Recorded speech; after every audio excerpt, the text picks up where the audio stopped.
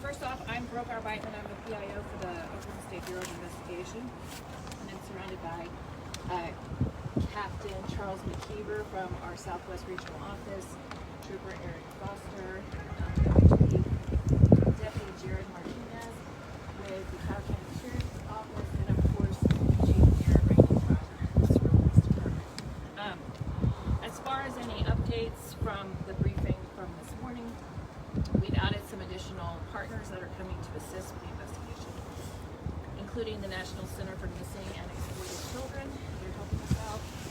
The Comanche Nation is coming to help, as well as Fort Sill is providing some soldiers for the search operations that OHP is running with their ERTs.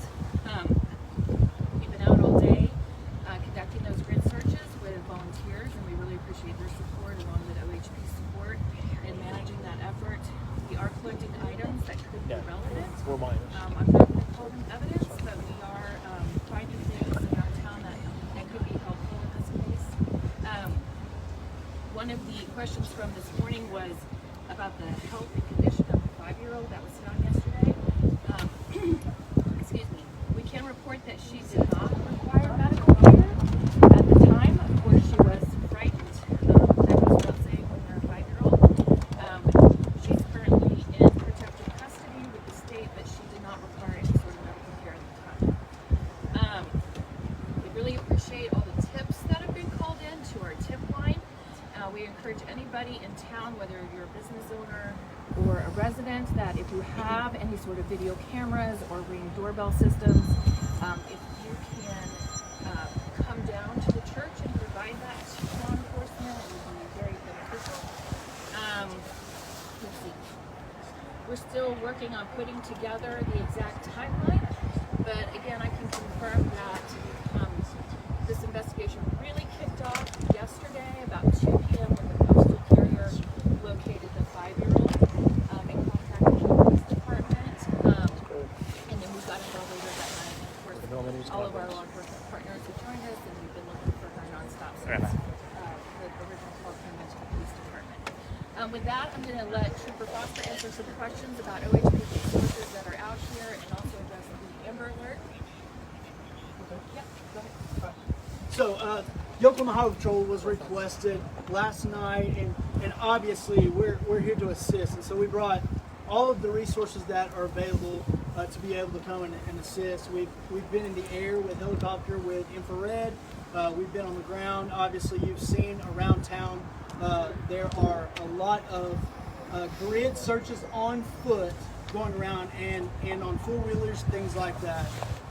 And so our ERT team, which is a team specially trained to go on foot in search of people and things, are out in coordination with civilians who have come and wanted to volunteer their time and effort. And that's really a great thing to see, especially in Oklahoma. We see that all the time. The Oklahoma Highway Patrol also is utilizing boats on some of these small ponds out here to make sure that we check waterways and check those thoroughly to make sure all of that is done appropriately with sonar and things like that we can see in the water.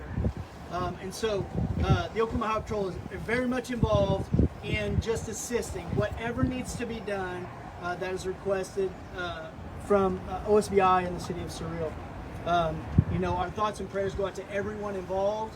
And really, I reach out and say, pray for all of those involved, not just on the law enforcement side, but there are a lot of people, there are a lot of civilians, there are a lot of resources being put into this. I have another question. So when was the last time you've seen Sunday, we've seen Friday, when was the last time you've seen? Well, as I mentioned, we're still building that timeline, and we're working and talking to witnesses and neighbors and people in town to build out that timeline. What I can confirm to you, that is not rumor or innuendo, is that this investigation began at 2 o'clock yesterday when her 5-year-old sister was located by the police. That's when we found her. I have a question. Has today's search brought any progress? I know there's been some people saying they may have picked up a scent near the railroad tracks. Anything like that as far as progress? Nothing at this point that I can confirm. We're still very actively looking for her using all of our tools, thanks to OHP and our other law enforcement partners. Like I did say, we are finding things that we hope might give us clues as to where she is. We're still actively looking for her. Is there a chance that this investigation will spread outside of this area, outside of the city in general? At this point in time, we're here, we're staying in town, we're living in town, and we'll see what happens as the investigation progresses. Does temperature or terrain pose any kind of concern? We're talking about a toddler who's been on her own, so I would say yes. Description is difficult. I believe we were last told she was reporting wearing a butterfly hoodie. She's blonde, she's for her pictures on social media. That's her. Share that. That's what it is. What will the search effort look like going forward through the night? That's an excellent question. It's obviously going to be ongoing. We're going to be here until it moves into a different place. Pretty much it. We definitely want, on behalf of all of us, to thank everybody that's out here looking, saying, and helping find her. And thank you guys for your coverage. It helps get the word out. Okay, guys, what you just listened to was an update about the missing 4-year-old Cyril girl named Athena Brownfield, who went missing yesterday, January 10th, which was Tuesday. I'm going to read the little info they have on the news, which is pretty much everything they just said, but in a clearer, better to hear voice. And, so here we go.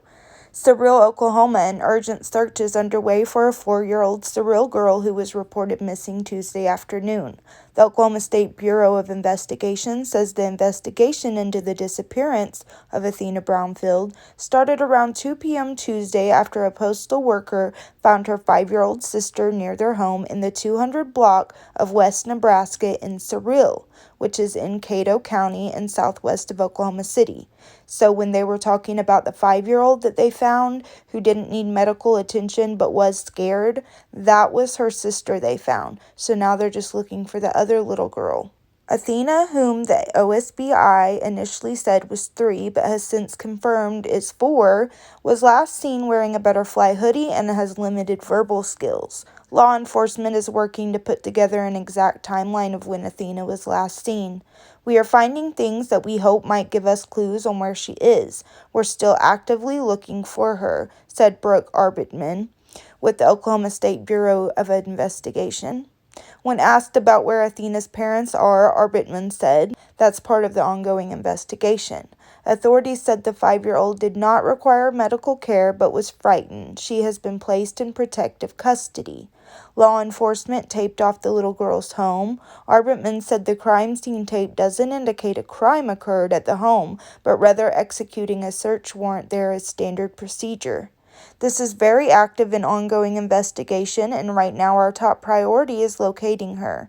And sorting out who's responsible will come next. We need to find the little girl, Brooke Arbitman said Wednesday morning. She's on her own in the elements. So is that endangered? Yeah. But is she victim of physical harm? That's yet to be determined. The OSBI says hundreds of people have helped in the search so far, and officials ask anyone who wants to help to meet at Family Life Church near the corner of 3rd Street and Idaho Avenue in Cyril. The OSBI asks anyone with a doorbell camera to come to Family Life Church so law enforcement can look at the video. The agency also urges Cyril residents to search their properties. Arbitman also urged people to not spread rumors or gossip on social media because it can be counterproductive to the search and investigation. The Oklahoma Highway Patrol has deployed infrared helicopters and conducted grid searches on foot and using 4-wheelers. They also have utilized boats on small ponds. Oklahoma Highway Patrol Trooper Eric Foster said an Amber Alert was not issued because the circumstances surrounding Athena's disappearance do not meet the specific guidelines required. A missing and endangered person alert went out Tuesday night to people in a 15-mile radius of Cyril, and law enforcement later pushed the alert out to social media. A prayer vigil was held at 7:30 a.m. on Main Street in front of First Baptist Church. Several law enforcement agencies, including those statewide and the FBI, are involved in this investigation. Anyone with information about Athena's location is asked to contact the OSBI tip line at 800-592-4600. 5228017 or email tips@osbi.ok.gov. That is tips@osbi.ok.gov.